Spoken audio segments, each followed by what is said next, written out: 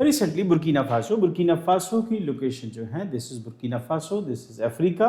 तो अफ्रीका के western coast के ऊपर ये जो कंट्री है, as we have discuss multiple time that these countries having French influence, और यहाँ पर फ्रेंच कंट्रोल, फ्रेंच इन्फ्लुएंस बड़े लंबे टाइम तक रहा। Still they all countries are speaking the French language.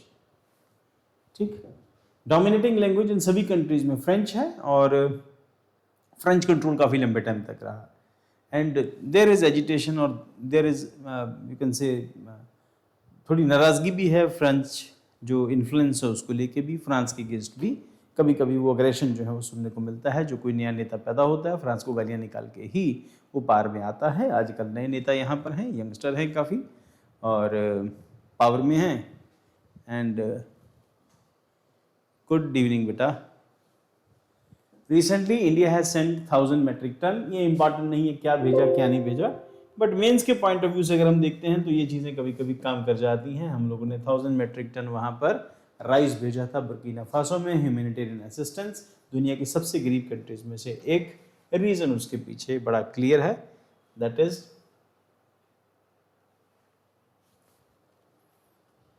कभी कभी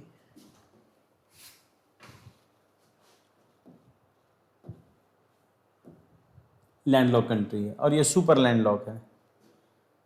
डबल लैंडलॉक तो नहीं कहेंगे इसको, कुछ केसेस में डबल लैंडलॉक भी है,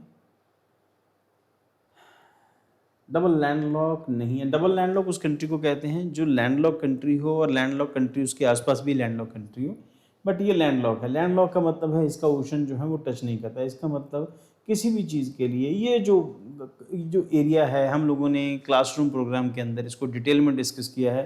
ये इसमें से आइवरी कोस्ट कौन सा है, स्लेव कोस्ट है इसके अंदर, है ना। तो कई सारे इनके अपने अपने नाम हैं, और इनके अपने अपने रीजंस हैं उसके पीछे क्या क्या है यहाँ पर बुर्किना फासो की जो कंडीशन है वो ये जो लैंडलॉक कंट्री है इसकी इकोनॉमिक कंडीशन कभी इंप्रूव नहीं कर सकती। दुनिया की सबसे गरीब कंट्रीज में से बुर्किना फासो, सियरा लियोन दुनिया की सबसे गरीब कंट्रीज में से एक है। रीज़न उसके पीछे, जब आप ट्रेड नहीं कर सकते, you are dependent on somebody else और some other country for trade, क्योंकि आपको समंदर तक पहुंचना पड़ेगा ट्रेड करने के लिए। इंपोर्ट एक्सपोर्ट दोनों कंडीशन में यू आर डिपेंडेंट, है ना। तो किसी कंट्री से रिलेशन बनाओ तो फिर उस कंट्री को पे करो, तो एक लंबा चौड़ा प्रोसेस होता है। लैंडलॉक कंट्री है, गरीब है, दुनिया की सबसे गरीब देशों में से एक है।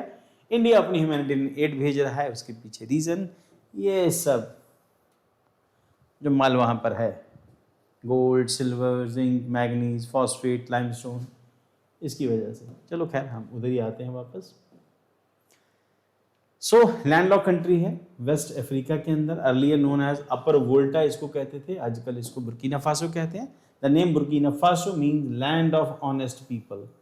अब ये कितने के ईमानदार होंगे कितने नहीं ये तो नहीं पता है, बट नॉर्मली डिक्टेटरशिप जहाँ जहाँ पर होती है उन कंट्रीज में लॉ एंड ऑर्डर बहुत अच्छा होता है। तो यहाँ पर अफ्रीका में थोड़ा सा दिक्कत है। अफ्रीका में आपको जो ईमानदार कंट्रीज हैं वो कंपैरेटिवली कम मिलती हैं।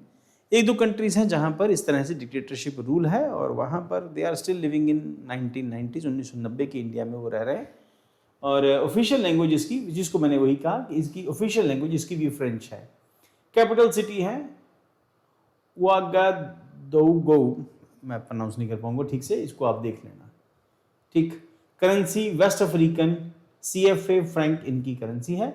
लैंग्वेज इनकी फ्रेंच है। Border of Burkina Faso share border with 6 countries, 6 countries से बॉर्डर शेयर करता है। कौन कौन सी?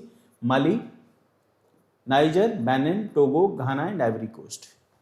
एंड ज्योग्राफिकल फीचर में टेरेन है, मोस्टली स्वाना ग्रासलैंड्स यहाँ पे मिलेंगी, और सबको पता है जिन लोगों ने ज्योग्राफी क्लास की हुई है यहाँ पे उन सबको पता है स्वाना ग्रासलैंड्स कहाँ पर होंगी।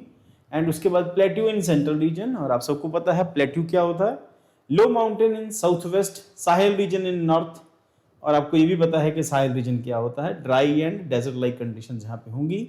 लो माउंटेन होगा साउथ वेस्ट के अंदर। एंड हाईएस्ट माउंटेन इसका जो है टेनाकोरू है, टेनाकोरू। रिवर्स ब्लैक वोल्टा, रेड वोल्टा, व्हाइट वोल्टा, कुल मिला के वोल्टा ही है, नाम 3 अलग अलग हो गए। These rivers in Ghana form the Volta river. Lakes, largest lake है lake Bam. Natural resources gold, silver, zinc, manganese. Gold is important, main export of Burkina Faso gold export करता है, और अपने यहाँ पर गोल्ड को लेके ही थोड़ा सा इशू है ना। हमारे यहाँ तो लाइफस्टाइल गोल्ड है, दुनिया इसको इन्वेस्टमेंट कई सारे पर्पसेस के लिए जमा करती है, बट अपने यहाँ गोल्ड इज लाइफस्टाइल। और उसके साथ remember these one liners, Burkina Faso landlocked country, west Asia की कैपिटल इसकी नहीं प्रोनाउंस कर पाऊंगा। अर्लियर जो नेम है यहाँ पर वोल्टा है, गूगल पे जाके इसको यूट्यूब पे इसका प्रोनाउंसिएशन मिल जाएगी। हाईएस्ट पीक ये है, रिवर वोल्टा ये कुल मिला के। लार्जेस्ट लेक बाम है, गोल्ड, और उसके बाद नॉर्दर्न रीजन है वो साहिल है। इंपॉर्टेंट है कि यूपीएससी आपसे यही पूछेगी, यूपीएससी कभी नहीं पूछेगा कि आपको इंडिया ने किसको 10,000 मीट्रिक टन जो है वो राइस एक्सपोर्ट किया था ह्यूमैनिटेरियन एड में। ये सब क्वेश्चन है यूपीएससी के फेवरेट होते हैं। इसके नेबर कौन है ये यूपीएससी पूछती है, जो उसकी नेचर है यूपीएससी की, कि इसकी नेबरिंग कंट्रीज कौन सी है, करेंसी कौन सी है इसकी, और ये किस लिए फेमस है। ये इसको अफ्रीकन बाइट कहते हैं, आप सबको पता होगा, हम लोगों ने डिटेल में डिस्कस किया हुआ है, दैट इज अफ्रीकन बाइट। दो बाइट फेमस है, एक अफ्रीकन बाइट और एक ऑस्ट्रेलियन बाइट ना। तो बाइट है, बाइट का मतलब होता है ऐसे लगता है जैसे खा लिया इतना हिस्सा किसी ने, तो बाइट है।